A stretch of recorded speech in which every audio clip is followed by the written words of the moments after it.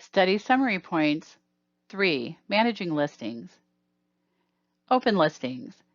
Open listings allow for multiple brokers to list the same property at the same time. It is rarely used today. Today's agreements between brokers which participate in the multiple listing service fosters the environment of brokers showing property listed by other brokers without having to use an open listing. Exclusive right to sell. The process of obtaining, managing, and selling a listing is a rather arduous one that also carries marketing costs. It is for this reason that brokers prefer to work primarily with exclusive right to sell listings.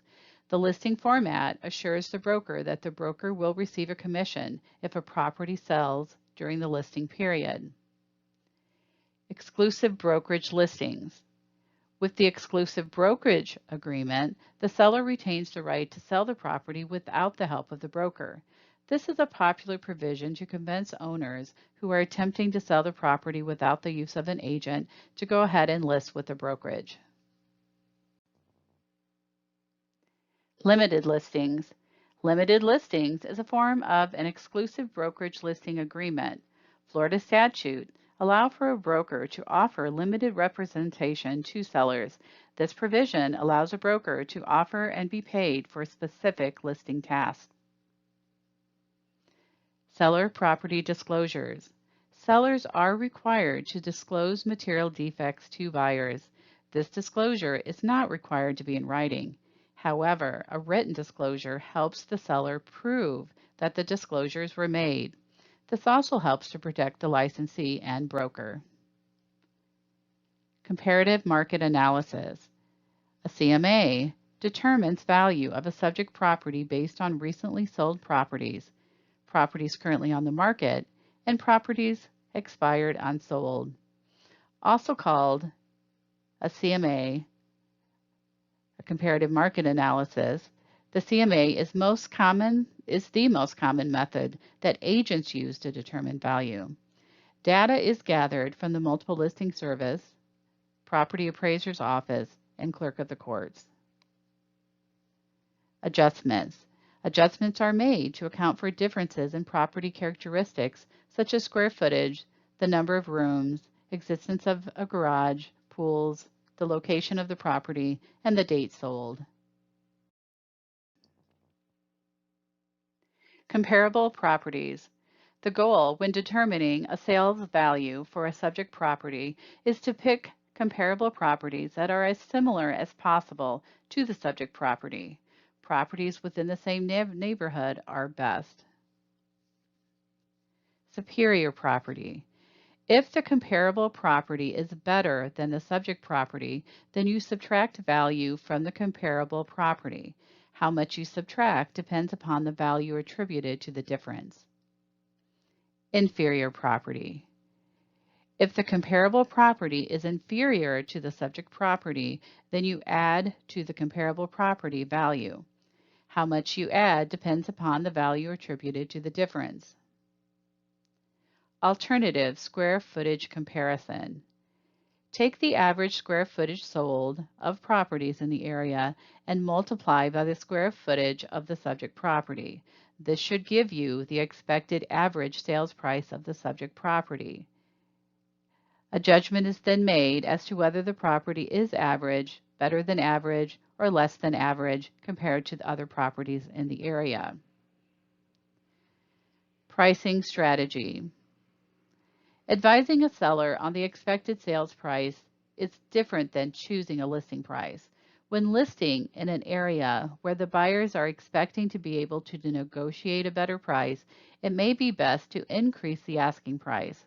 Caution should be taken not to outprice a target buyer search group. Seller net proceeds. The expected sales price minus expected cost of selling calculated an estimate of seller net proceeds at closing. This will include things such as brokerage commission, title cost, and documentary stamps as the expenses of closing. The two-step listing presentation. A two-step listing approach involves the agent meeting briefly with the homeowner to first tour the property.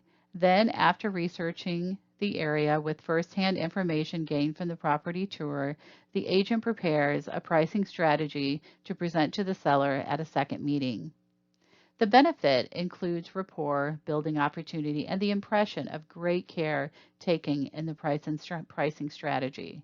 The downside is that the seller may be closed by a different agent in between those appointments. A one-step or two-step presentation. By going into a listing presentation completely prepared, the agent is positioned to meet with the homeowner and take the listing on the spot. The benefit includes less opportunity to lose the listing to another agent. It requires a good phone interview about the property features to be successful.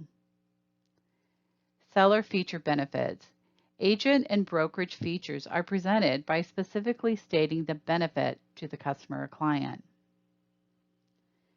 Presentation timeline in a one-step listing approach. 1. Greeting and set the timeline for the appointment. 2. The walkthrough of the home and taking notes about features. 3. Sit down and establish rapport. 4. Present the benefits of working with you and your brokerage. 5. Summarize the strengths you notice about the seller's property. 6. Present market information about similar properties. 7. Suggest a sales price range. 8. Get an agreement from the seller on price. 9. Present a marketing plan. 10. Ask the seller for the listing. Closing the deal. Selling real estate requires getting an agreement from others to list a property with you, but a property or buy a property from you and move forward in a deal. This requires asking for and closing the deal. Listing administration. Listing administration are the tasks that manage the listing while on the market and through closing a deal. This includes things such as entry into the MLS, taking photographs, and developing marketing material. Marketing plan. A marketing plan is an action plan to attract buyers and get a property sold. Components of a good marketing plan may include signage, pictures, and videos of the property.